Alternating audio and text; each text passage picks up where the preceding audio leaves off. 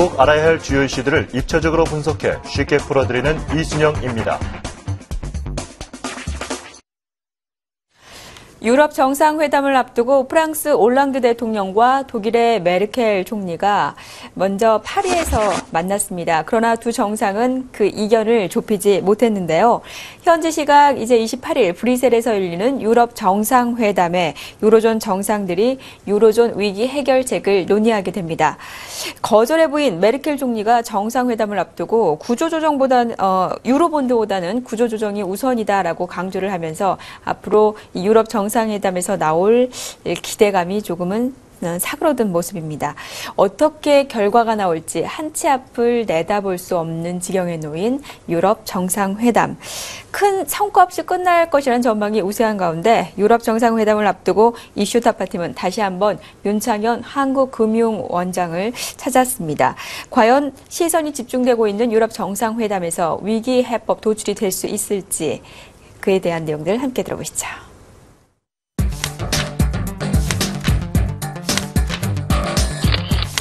네, 원장님 안녕하세요. 네, 안녕하십니까. 네, 지난번 인터뷰 이후에 이제 그리스 그리고 유럽 상황이 많이 진전이 된 상황인데요. 그리스가 연정 구정에 성공을 하게 됐습니다. 이제 그리스가 풀어야 될 숙제는 뭐라고 보십니까? 예, 이제 시작입니다. 예, 그 그리스를 보면은 지난 20년 동안 한 번도 무역 흑자를 낸 적이 없습니다. 항상 적자였고요. 그렇게 해서 이제 돈이 빠져나갔습니다.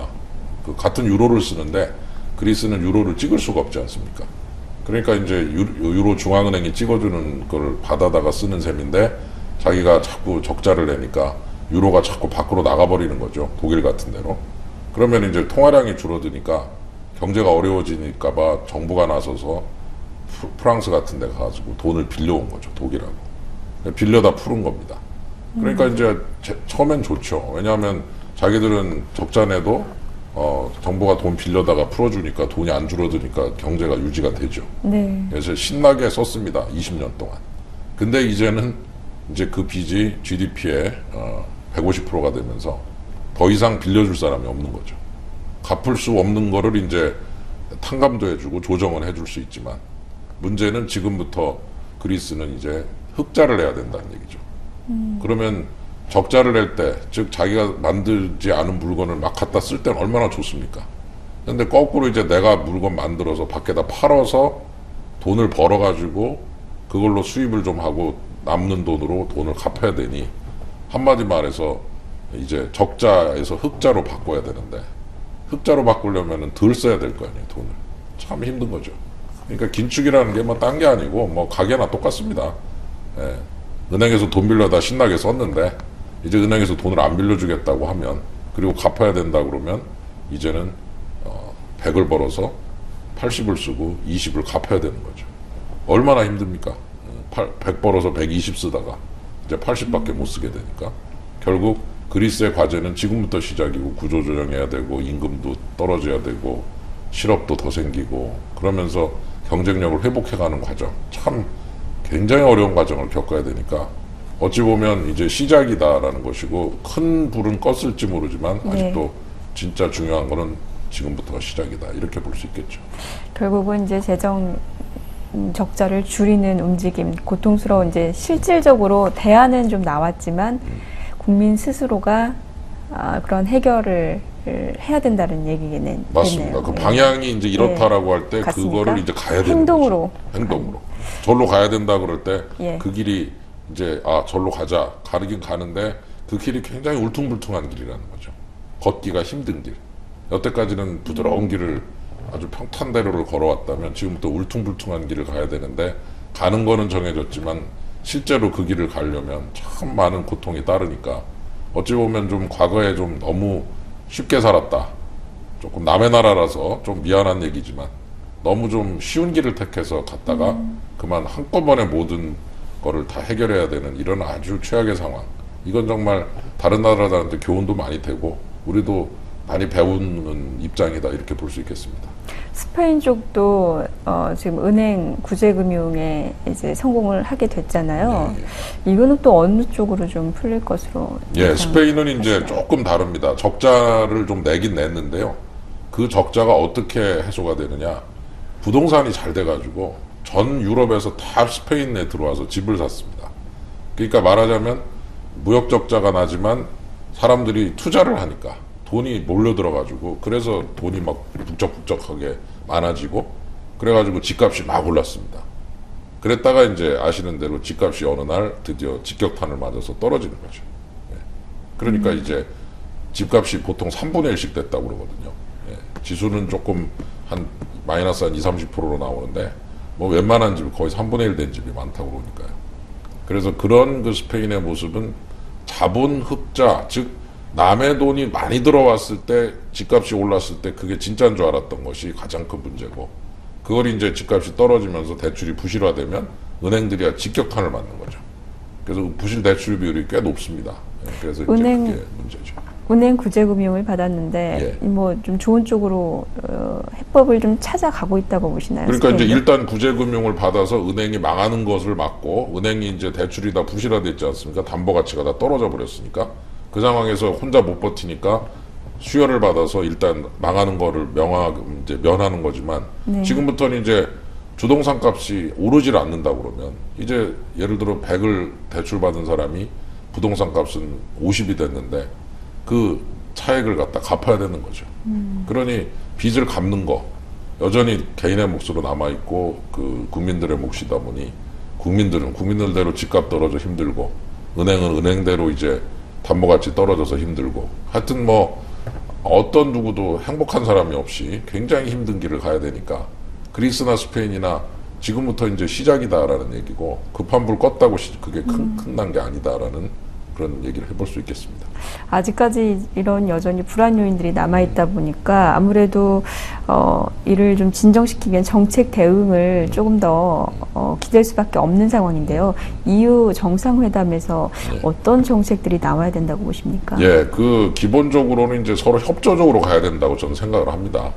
독일도 좀 양보하고 다른 나라도 양보하고 이래야 되는데 지금 나오는 얘기는 이제 독일이 조금 적극적인 것 같지는 않습니다. 어떻게 저건 자기 책임의 원칙에 가깝게 그리스나 스페인이 되도록 자기 책임을 많이 지고 독일은 조금 도와주는 이런 식으로 가고 싶어 하는 것 같고 다른 나라는 이제 돈 많은 독일이 조금 화끈하게 좀 도와줬으면 하는 바람을 가지고 있는 것 같고 그 두 개가 이제 잘 안 맞아 떨어져 가지고 예를 들어 뭐 유로본드 같은 경우도 별로 안 좋아하는 것 같고요. 유로본드라는 거는 국가가 합쳐서 채권을 발행해서 돈을 끌어다가 이렇게 집어넣는 건데 독일 입장에서는 이제 좀 아쉽죠. 사실은 자기가 또 책임져야 되니까 보증 서야 되고 그 다음에 또 은행 동맹 얘기도 나오는데 네. 은행들을 갖다가 이제 한꺼번에 예금 보험 같은 거 즉 예금 보장을 해주자는 겁니다.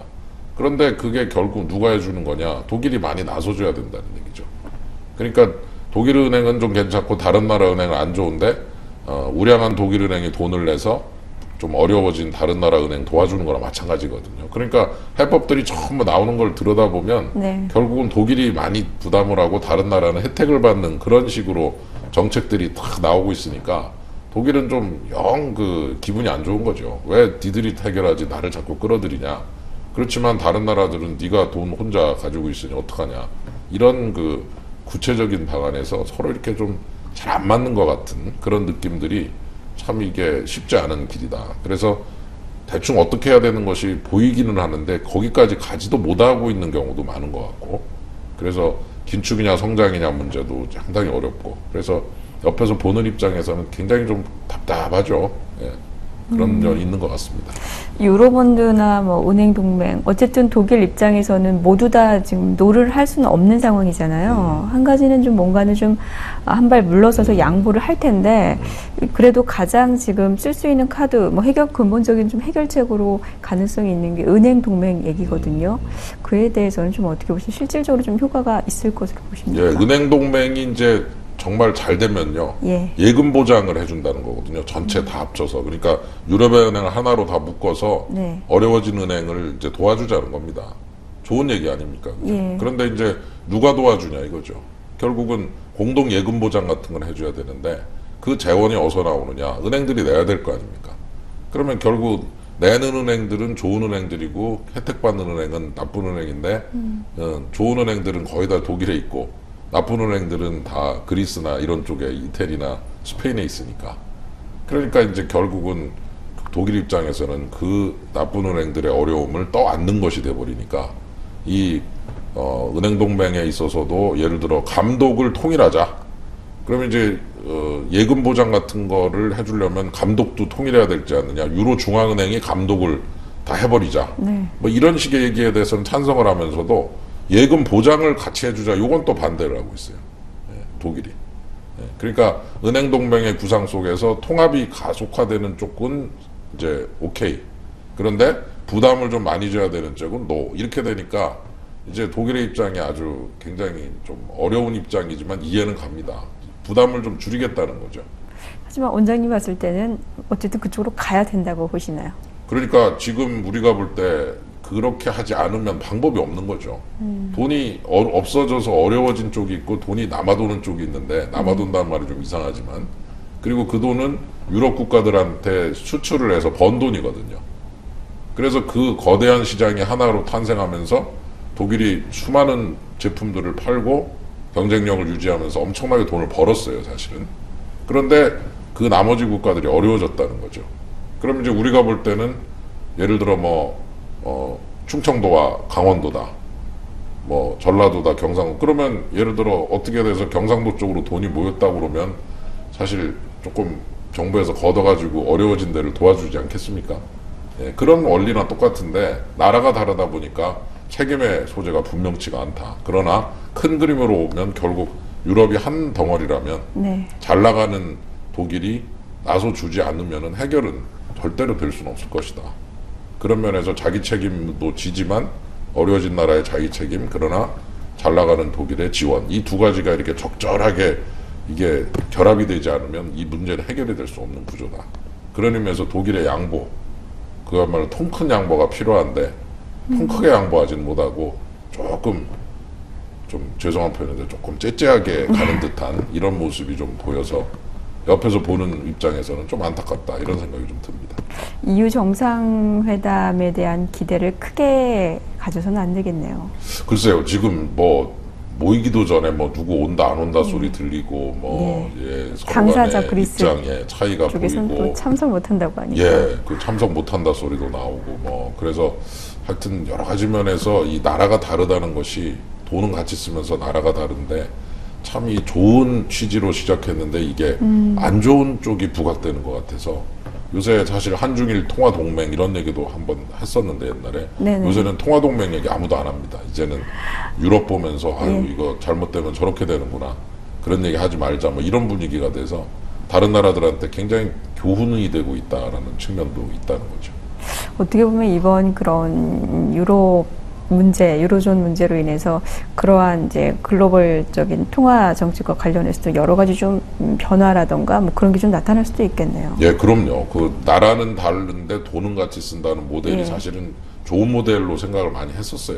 과거까지는 좀 그랬었잖아요. 유럽 문제가 나오기 전까지는. 예. 참 편하거든요. 왜냐하면 한중일이 똑같은 돈 쓴다고 그러면 수출할 때 그냥 수입할 때 얼마나 편합니까? 그냥 은행에 가서 결제할 때도 자기가 쓰던 돈 그대로 써서 결제하고 그러니까 그 결제를 하는 과정을 생각해 보면 너무너무 행복한 게 환율이 필요가 없는 거예요. 그냥 같은 돈 쓰니까. 예.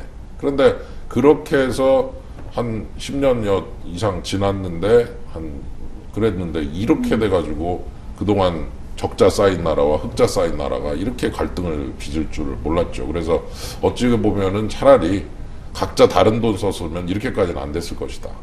그리스도 유로존에 가입하기 전에는 적자는 냈지만 작았어요, 폭이. GDP의 전체 국민소득이 한 2% 수준이었는데, 가입하더니 한 8%대로 늘어버렸어요. 굉장히 적자가 늘어납니다. 왜냐하면 자기가 쓰는 돈 가지고 그냥 사면 되니까. 쉽게 결제가 되니까. 그러니까 그거를 즐기면서 너무 오랫동안 적자를 냈다가, 이번에 그 정부 빚이 늘어나면서 그걸 한꺼번에 다 책임지려니 얼마나 힘드냐. 그래서 지금 말씀하신 대로 이 체제가 그렇게 좋은 게 아니구나. 잘 되는 때는 좋은 면이 부각되는데 안 좋아지가지고 나쁜 면이 딱 생기는 걸 보니까 깜짝 놀라는 거죠. 야, 저렇게 어려운 점이 발견이 되는구나. 우리도 좀 정신 차리자. 이제 이런 얘기들이 나오는 거죠. 이 유럽 문제도 유럽 문제지만 최근 또 하나의 이슈가 이제 미국 쪽에서 재정 절벽 얘기가 계속해서 좀 떠오르고 있는 상황입니다. 그 골드만삭스 자산운용 회장 역시도 유럽 문제가 아니라 미국 경제 자체가 문제다라는 얘기를 할 정도로 그리고 재정 절벽에 대한 내용들이 계속 나타나고 있는데요. 그에 대한 내용도 좀. 예, 뭐 아주 간단하게 얘기해서 이제 그 세금을 좀 깎아주고 돈은 많이 쓰고 적자가 좀 난다. 근데 적자가 나는 부분을 의회에서 이제 인정을 해줘야 되는데 오바마 대통령하고 의회하고 영 이렇게 좀 삐거덕삐거덕하고 잘 이렇게 서로 간에 이 소통이 잘 안 되고 당이 또 다르다 보니까 그래가지고 그게 이제 문제가 돼가지고 이제 세금 깎아준 거를 다 원상복귀시키고 그리고 이제 적자가 아니라 흑자를 내는 쪽으로 아니면 적자를 줄이는 쪽으로 그렇게 해서 돈은 정부가 막 걷어내고 이제 적게 걷다 많이 걷고 쓰는 건 적게 쓰고 이렇게 되면은 경제에는 굉장히 어려워지거든요. 천천히 이제 이렇게 부드럽게 움직여야 되는데 만일 협상이 실패할 경우에 이제 10월 이후에 미국의 그 재정 피스컬 이어라고 그러는데 재정 연도는 10월부터 시작합니다. 그러니까 9월 말까지 결산을 하고 10월부터 새로 시작하는데 10월부터 시작하는 그 연도 그 재정이 굉장히 어려워지는 거예요. 그러니까 어려워진다는 게 뭐냐면 정부로서는 적자가 줄어드는 거지만 경제로서는 힘들어지는 거죠. 긴축을 해야 되니까.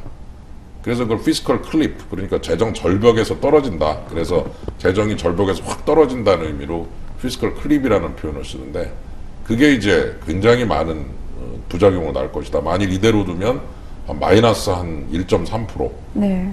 한 정도 성장해서 총 그 성장률이 한 0% 조금 넘을 거다. 그러니까 굉장히 어려운 거죠. 그래서 지금부터 굉장히 걱정을 많이 하고 있는데 아마 또 벼랑 끝 합의는 되지 않을까 싶긴 한데 하여튼 좀 이 정치적인 것들이 경제의 효율성을 좀 잘 이렇게 맞질 않고 훼손이 되는 모습 속에서 참 이게 경제 잘 되기는 것이 참 힘든 거구나. 별하별 문제가 생겨서 경제가 어려워지는 경우가 많구나라는 걸 다시 한번 느끼게 됩니다. 그러면 미국의 경제 정책 해법은 뭐라고 보시나요? 글쎄요, 이제 지금 어려울 때는 좀 세금을 올리면은요, 어려울 때 올리면 조금 부작용이 심하더라고요. 예, 1930년대 대공황 때도 1932년부터 이제 안 좋아져가지고 32년까지 안 좋아졌다 36년까지 좋아졌어요. 뉴딜 정책 써서. 근데 뉴딜 정책 써서 4년 동안 좋으니까 우리 루즈벨트 대통령이 세금을 올려버렸습니다. 재정적자 줄이겠다고. 근데 그때 엄청난 불황이 와요. 그래가지고 다시 마이너스 성장으로 갑니다. 그때 이제 더블딥이라는 용어가. 예, 더블딥도 생기고. 예. 그래서 그 대공황 때 어려운 상황에서 조금 회복이 되고 있는데 세금을 확 올려버리니까 경제가 완전히 꼬꾸라지더라는 거죠. 그래서 이 증세라고 하는 것이 이 타이밍을 잘 잡아야 됩니다. 우리가 복지 지출도 해야 되고 세금 늘린다고 그럴 때도 타이밍을 잘 잡아야 되는데 미국의 문제는 바로 이 타이밍을 잘못 잡았다가 어려워진 케이스니까 우리도 조심해야 되고 미국도 그 부분이 조심해야 될 부분이고 앞으로 좀 굉장히 주의해야 될 부분이다 이렇게 볼 수 있겠죠. 네, 알겠습니다. 오늘도 긴 시간 내주셔서 감사합니다. 감사합니다.